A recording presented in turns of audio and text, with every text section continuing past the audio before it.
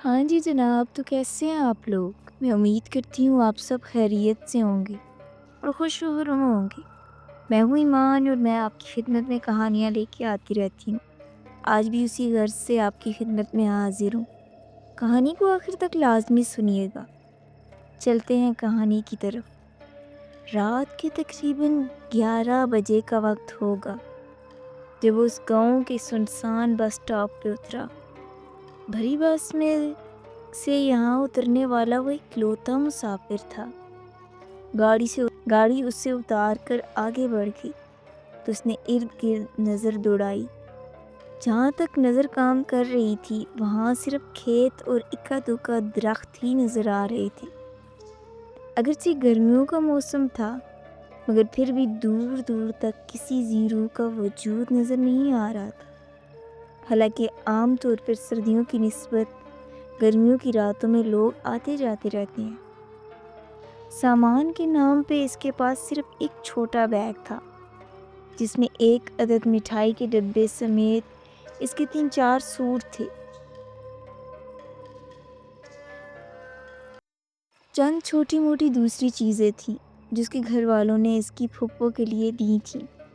یہ 15-20 سال پہلے ایک بار یہاں آیا تھا۔ وہ یہ نکلا تو جلد ہی تھا، مگر ایک تو سفر زیادہ تھا، دوسرا گاڑی خراب ہو گئی تھی جس کی وجہ سے اسے رات ہو گئی۔ شہر سے یہاں تک بس 2 ہی گاڑیاں آتی تھی، جن میں سے ایک تو پہلے ہی چلی گئی تھی اور دوسری شام 6 بجے نکلتی تھی۔ اسے شام والی گاڑی ملی تھی جو راستے میں خراب ہو گئی۔ میکینک شہر سے لانا پڑا جس کی وجہ سے بہت وقت ضائع ہوا، اور کوئی ایسا ذریعہ نہیں تھا جس پر بیٹھ کر وہ یہاں تک پہنچ سکتا۔ اس لیے سوائے انتظار کے اور کوئی چارہ بھی نہیں تھا۔ بیگ کندھے پہ لٹکائے سگریٹ کے کش لگاتا وہ سست روی سے چل رہا تھا۔ 2 کلومیٹر چلنے کے بعد چھوٹا سا ایک گاؤں آیا، مگر یہ اس کی منزل نہیں تھی۔ اسے ابھی 5 کلومیٹر اور چلنا تھا، اور یہ سوچ کر ہی اس کی جان نکلی جا رہی تھی۔ اسے اتنا یاد تھا کہ اس کے بعد ایک اور گاؤں آنا ہے، پھر 3 کلومیٹر کے بعد اس کی پھپھو کا گاؤں ہے جہاں اس نے جانا ہے۔ پھپھو، آپ نے بھی رہنے کے لیے دنیا کے آخری سرے کو ہی چنا ہے۔ چلتے چلتے وہ بڑبڑایا۔ ٹانگوں میں ہلکی سی تھکاوٹ محسوس ہوئی تھی۔ نہیں جمال، ہمت نہیں ہارنی، ابھی بہت سفر باقی ہے، اس نے خود سے کہا۔ کچھ دیر چلنے کے بعد اس کی ٹانگیں جواب دے گئی تو وہ ایک جگہ بیٹھ گیا۔ دل چاہ رہا تھا کہ یہیں زمین پر بیگ کا سرہانہ بنا کر سو جائے، مگر وہ ایسا صرف سوچ سکتا تھا، کر نہیں سکتا تھا۔ کافی دیر وہ وہیں بیٹھا سگریٹ پھونکتا رہا اور پھر ہمت کر کے اٹھ کھڑا ہوا۔ اسے بہرحال چلنا ہی تھا، تبھی سفر کٹ سکتا تھا۔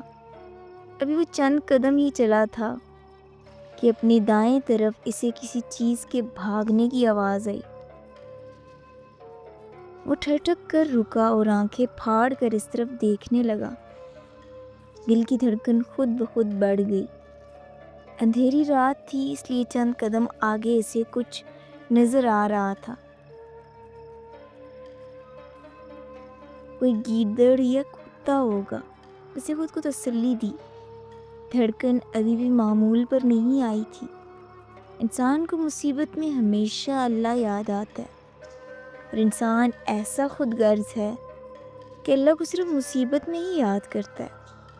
جمال کو بھی جو کچھ یاد تھا سب پڑھ لیا اور اب اللہ کے پاک ناموں کا ورد کرتے چلنے لگا۔ اللہ کے نام سے دل کو کافی حد تک ڈھارس ہو گئی تھی۔ دوسرا گاؤں قریب آ گیا تھا۔ جمال کو اس گاؤں کے اندر سے ہی گزر کر جانا تھا کیونکہ اس کے چاروں طرف کھیت تھے۔ راستہ صرف گاؤں کے اندر سے ہی گزرتا تھا۔ گاؤں میں داخل ہونے سے پہلے جمال نے کتوں سے بچنے کے لیے ایک لکڑی اٹھا لی اور اللہ کے انعاموں کا ورد کرتا وہ گاؤں میں داخل ہو گیا۔ کہیں کہیں کسی گھر کے باہر کوئی زرد سا بلب روشن تھا جو اپنی استطاعت کے مطابق اندھیرے سے لڑنے کی کوشش کر رہا تھا۔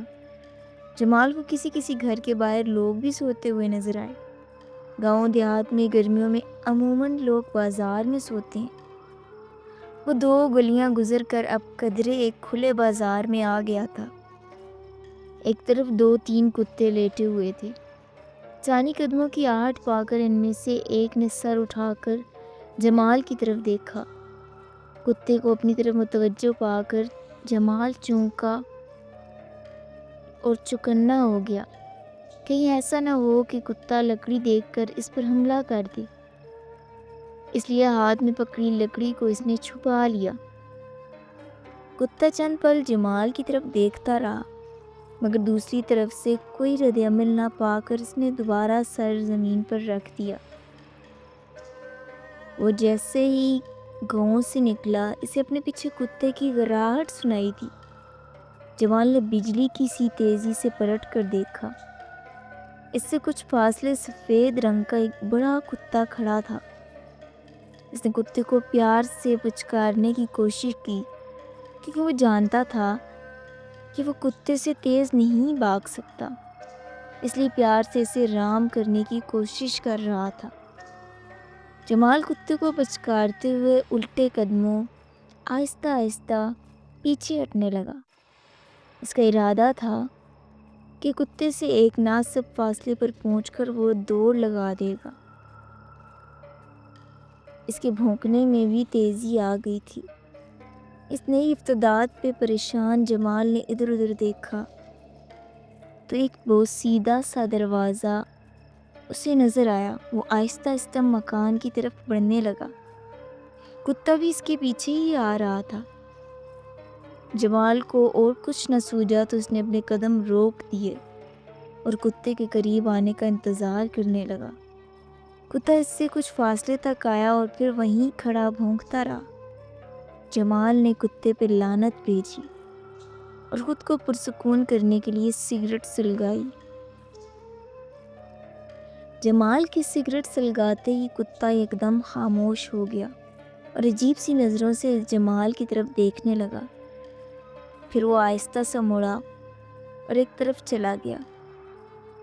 جمال وہیں بیٹھ کر سگریٹ پینے لگا۔ اس نے سوچا تھا کہ کچھ دیر یہاں بیٹھ کر تھکاوٹ دور کرے گا اور پھر آگے چل پڑے گا۔ عین اسی لمحے اس مکان کا وہی بسیدہ دروازہ کھلا اور اس میں سے ایک جوان لڑکی نکل کر آہستہ آہستہ چلتی جمال کے قریب پہنچ گئی۔ اگر جمال اسے گھر سے نہ نکلتے دیکھتا تو یہی سمجھتا کہ یہ کوئی چڑیل ہے، مگر اس نے اپنی آنکھوں سے دروازہ کھلتے اور اس لڑکی کو باہر نکلتے دیکھا تھا۔ آپ کون ہیں اور رات کے اس پہر یہاں کیا کر رہے ہیں؟ لڑکی نے قریب آتے ہی جمال سے پوچھا۔ 16-17 سال کی وہ ایک خوبصورت لڑکی تھی جس نے عام سادہ سے کپڑے پہن رکھے تھے۔ مجھے اس گاؤں میں جانا ہے، جمال نے ہاتھ سے ایک طرف اشارہ کرتے ہوئے کہا۔ نہ چاہتے ہوئے بھی جمال کی نظریں اس لڑکی پر پڑی، اس کے پاؤں کی طرف چلی گئی۔ ڈرو نہیں، میں چڑیل نہیں ہوں، جمال کی نظروں کا مطلب سمجھتے ہوئے لڑکی نے مسکرا کر کہا۔ جمال شرمندہ سا ہو کر مسکرا دیا۔ آپ کہاں سے آئے ہیں؟ کسی نے دوسرا سوال کیا۔ جمال نے اسے اپنے شہر کا نام بتایا اور یہ بھی کہ اس گاؤں میں اس کی پھوپھو رہتی ہیں۔ اس گاؤں کی لڑکیاں ہمارے اسکول میں پڑھتی تھیں۔ ان میں سے ایک لڑکی میری کلاس فیلو اور بہت اچھی دوست تانیہ بھی تھی۔ پتہ نہیں وہ آپ کہاں گئی ہوگی، کئی سال ہو گئے اسے دیکھا ہی نہیں۔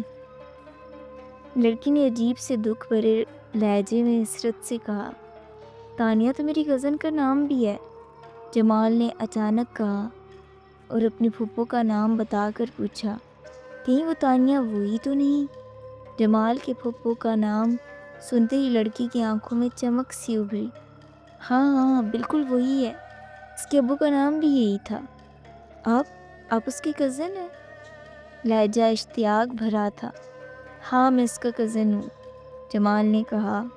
میرا نام سونیا ہے، سب مجھے سونی کہتے ہیں، لڑکی نے کہا تو جمال اس کے آخری لفظ پر چونک پڑا۔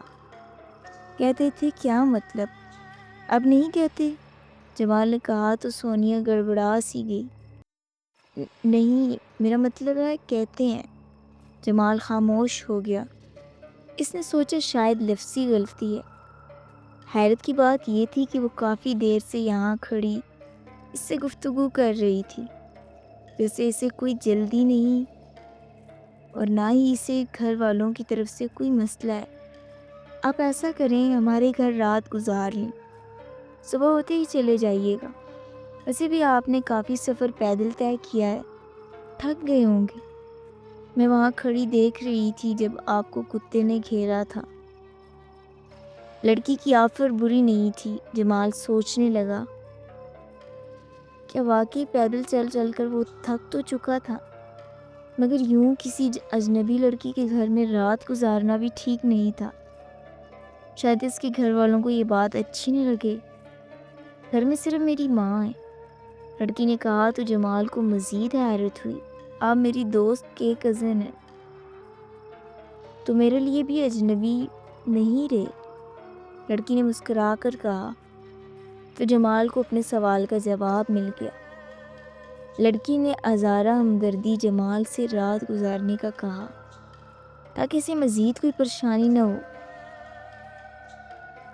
مزید 2 کلومیٹر کا سفر طے کرنے کے بجائے بہتر تھا باقی بچنے والی رات وہ یہاں گزار کر صبح ہوتے ہی آگے روانہ ہو جاتا۔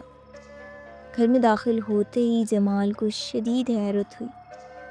ایک کمرے کے آگے چھوٹے سے سین میں 2 چارپائیاں بچھی ہوئی تھیں، جن میں سے ایک پر کوئی وجود چادر اوڑھے سو رہا تھا،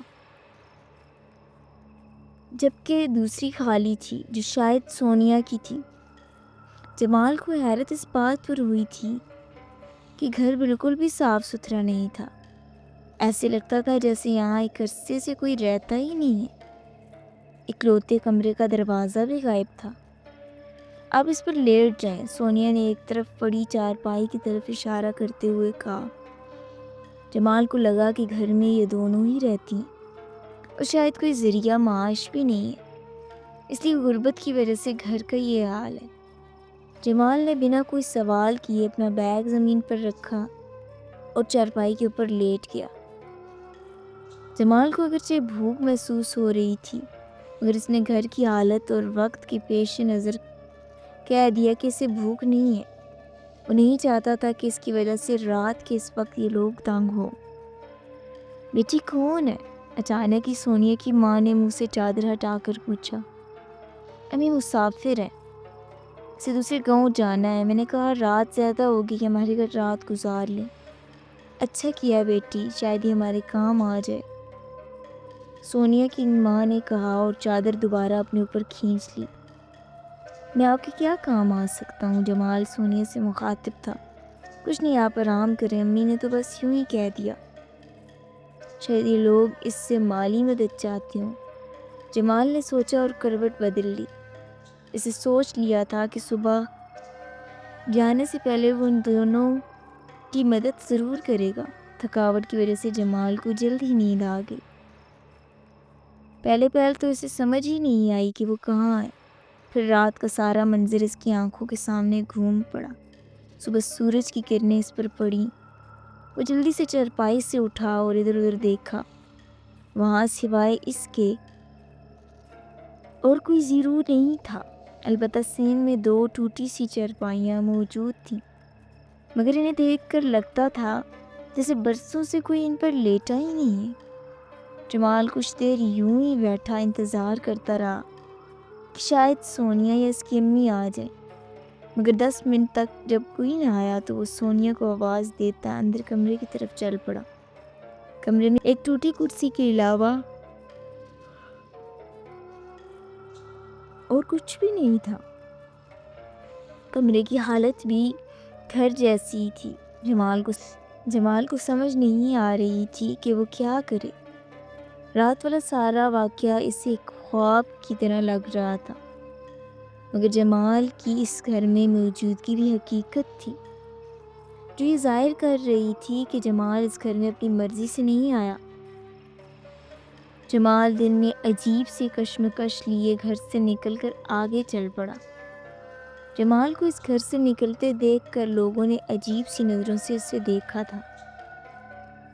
وہ اپنی پھپھو کے گاؤں میں پہنچنے تک جمال رات والے واقعے کے بارے میں ہی سوچتا رہا۔ جمال کی پھپھو اور کزنز اسے اچانک دیکھ کر بہت خوش ہوئی تھی۔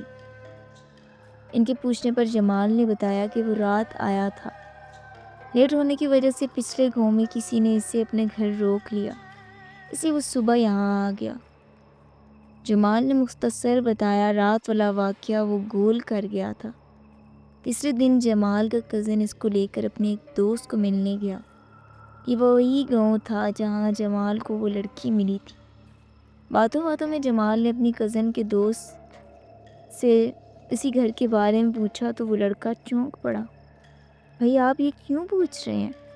اس لڑکے نے کہا تو جمال نے ساری بات تفصیل سے اسے بتا دی۔ جمال کی بات سن کر اس کا کزن اور دوست دونوں اچھل پڑے اور دونوں جمال کو ایسے گھور رہے تھے جیسے انہیں اس کی دماغی توازن پر شبہ ہو۔ کیا ہوا، ایسے کیوں دیکھ رہے ہو؟ جمال نے حیرت سے پوچھا تو جواب میں جو کچھ انہوں نے بتایا اسے سن کر جمال کو سکتہ ہو گیا۔ اس کے کزن نے بتایا کہ جمال جس کی بات کر رہا ہے وہ مکان کئی سالوں سے بند پڑا ہے۔ اس گھر میں واقعی ماں بیٹی رہتی تھی۔ مذہب کے لحاظ سے وہ عیسائی تھی، مگر دونوں ماں بیٹی بہت ہی اچھی انسان تھی۔ اس گاؤں میں عیسائیوں کے اور بھی کئی گھر ہیں، وہ سب بہت اچھے ملنسار لوگ ہیں۔ سونیا اور اس کی ماں بھی ایسی ہی تھی۔ ایک رات کسی کو بنا بتائے پتہ نہیں وہ دونوں کہاں چلی گئی۔ گاؤں کے لوگوں نے انہیں تلاش کرنے کی پوری کوشش کی، مگر ان کا کوئی سراغ نہ ملا۔ اور تم کہہ رہے ہو کہ تم نے کل رات ان کو اسی گھر میں دیکھا؟ جمال نے اسے سونیا کی عمر اور قد و خال بتائی تو اس کے کزن کا دوست چونک پڑا۔ ہاں ہاں بالکل وہ ایسی ہی تھی، اس کے دوست نے جوش سے کہا۔ تینوں اٹھ کر اس مکان کو دیکھنے چل پڑے۔ وہاں سوائے خاموشی کے اور کچھ بھی نہیں تھا۔ جمال نے گھر کا جو نقشہ ان کو بتایا تھا ہو بہو وہ ایسا ہی تھا۔ چارپائیاں اب بھی ویسی ہی پڑی تھی۔ ذہن میں کئی سوال لیے وہ تینوں واپس آ گئے۔ اسے یاد آیا کہ اس رات اس پہ جو کتا بھونک رہا تھا وہ دراصل جمال کو نہیں بلکہ سونیا کو دیکھ کر بھونک رہا ہوگا، کیونکہ جمال نے سگریٹ سلگائی تو کتا خاموش ہو گیا۔ سونیا نے کہا تھا کہ وہ اسے کب سے دیکھ رہی ہے مگر آگے نہیں آئی کیونکہ اسے کتوں سے ڈر لگتا ہے۔ جمال نے اپنی کزن تانیہ کو ساری بات بتائی تو وہ اچھل پڑی۔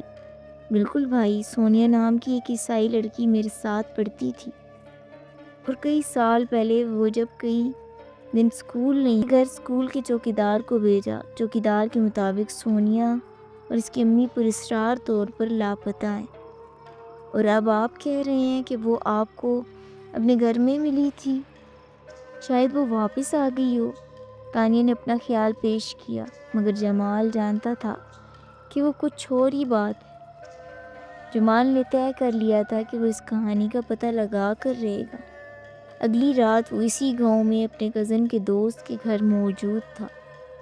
رات کے 11:30 بجے وہ اس کے گھر سے نکلا اور سونیا کے گھر باہر آ کر بیٹھ گیا۔ اسی وہاں بیٹھے صبح ہو گئی مگر اس کا مقصد پورا نہیں ہوا۔ رات 12:30 کا وقت تھا جب جمال کو سونیا کے گھر کے پاس سفید سا ایک سایہ نظر آیا۔ جمال فوراً اس کی طرف چل پڑا۔ اسے اس سائے کے قریب پہنچنے سے پہلے ہی جمال سونیا کو پہچان چکا تھا۔ سونیا سپاٹ چہرہ لیے جمال کو قریب آتے دیکھتی رہی۔ کون ہو آپ؟ جمال نے اس کے قریب پہنچتے ہی کہا۔ میرے پیچھے آ جاؤ، سونیا نے کہا اور واپس گھر کی طرف چل پڑی۔ جمال نے ایک پل سوچا اور پھر اس کے پیچھے چل پڑا۔ بالکل اسی رات کی طرح آج بھی چرپائی پر ایک وجود چادر اوڑھے سو رہا تھا۔ قدموں کی آواز سن کر اس نے چہرے سے چادر ہٹائی اور پوچھا کہ کون ہے؟ امی جمال ہے۔ سونیا کا جواب سن کر اس نے پھر چادر اپنے اوپر کھینچ لی۔ سونیا کمرے کے وسط میں کھڑی زمین کو گھور رہی تھی۔ ہم کئی سال سے یہاں ہیں۔ سونیا نے فرش کی طرف انگلی سے اشارہ کیا۔ جمال کی سمجھ میں کچھ نہیں آیا۔ اسے چونک کر سونیا کو دیکھا۔ کچھ سال پہلے ایک رات ہم ماں بیٹی گھر میں سو رہی تھیں کہ اچانک 3 نقاب پوش لڑکے دیوار پھلانگ کر اندر آئے اور ہم دونوں ماں بیٹیوں کو جاگنے سے پہلے ہی قابو کر کے رسیوں سے جکڑ دیا۔ وہ تینوں لڑکے اسی گاؤں کے ہی رہنے والے تھے۔ وہ چوری کی نیت سے نہیں آئے تھے۔ ویسے بھی ہمارے گھر میں سوائے میرے اور کوئی چیز قیمتی نہیں تھی اور وہ میرے لیے ہی آئے تھے۔ نہ جانے کب سے وہ مجھ پہ اپنی رال ٹپکائے بیٹھے تھے۔ انہوں نے باری باری اپنی ہوس مٹائی۔ اس دوران ان میں سے ایک کے چہرے سے نقاب ہٹ گیا۔ میں نے اسے فوراً پہچان لیا کہ وہ گاؤں کے کس گھر سے ہے۔ میں نے سوچ لیا تھا سارے گاؤں کے سامنے ان کو ذلیل کروں گی، اور شاید یہ بات وہ بھی جان گئے تھے، اس لیے انہوں نے مجھے اور میری ماں کو خنجر مار کر قتل کر دیا۔ میری آنکھ کھلی تو وہ ہمارے کمرے کے کچے فرش کی مٹی برابر کر رہے تھے۔ ایک طرف میری ماں بیٹھی خاموشی سے انہیں دیکھ رہی تھی۔ میں نے اپنی ماں کو آواز دی اور بھاگ کر ان کے قریب پہنچی۔ حیرت کی بات یہ تھی کہ میری آواز ان تینوں میں سے کسی کو بھی سنائی نہیں دے رہی تھی۔ وہ باہر جانے لگے تو میں نے ان کا راستہ روکنا چاہا، مگر وہ ایسے گزر گئے جیسے میں ان کے سامنے تھی ہی نہیں۔ اس رات آپ نے مجھے دیکھا تو مجھے بہت خوش ہوئی۔ آپ پہلے انسان تھے جس کو میں نظر آ رہی تھی۔ تب میں نے سوچ لیا تھا کہ آپ کو اپنی ساری کہانی سناؤں گی۔ اگر آپ ہمارے کچھ کر سکے تو یہ آپ کا ہم پر بہت بڑا احسان ہوگا۔ وہ لوگ آج بھی اسی گاؤں میں رہتے ہیں۔ میں روز ان کو دیکھتی ہوں مگر کچھ کر نہیں سکتی۔ مجھ سے کیا چاہتی ہو؟ جمال نے پوچھا۔ آپ ہمیں انصاف دلا دیں، پولیس کے پاس جائیں اور ان کو یہ ساری کہانی سنا کر ان لوگوں کو پکڑوا دیں۔ میں خود پولیس میں ہوں، جمال نے گویا انکشاف کیا۔ سونیا نے بے یقینی سے جمال کو دیکھا، جیسے اس کی بات کا یقین نہ آیا ہو۔ واقعی؟ سونیا کے لہجے میں حیرت اور خوشی تھی۔ ہاں، میں پولیس میں اچھے عہدے پر ہوں، مگر یہ پھر بھی ممکن نہیں ہے کیونکہ عدالت ثبوت مانگتی ہے، اور ہمارے پاس ایسا کوئی ثبوت نہیں ہے جس سے ہم ثابت کر سکیں کہ وہ تینوں قاتل ہیں۔ اور اگر میں آپ کی سنائی ساری کہانی سنا بھی دوں تب بھی کوئی یقین نہیں کرے گا، الٹا میرا مذاق بنائے گا۔ البتہ میں ایک وعدہ ضرور کرتا ہوں کہ آپ کو انصاف ضرور ملے گا، جمال نے سونیا کی طرف دیکھتے ہوئے عزم سے کہا۔ ٹھیک 15 دن بعد ایک ایک کر کے وہ تینوں لڑکے غائب ہو گئے۔ ان کو بہت تلاش کیا گیا مگر وہ نہ ملے۔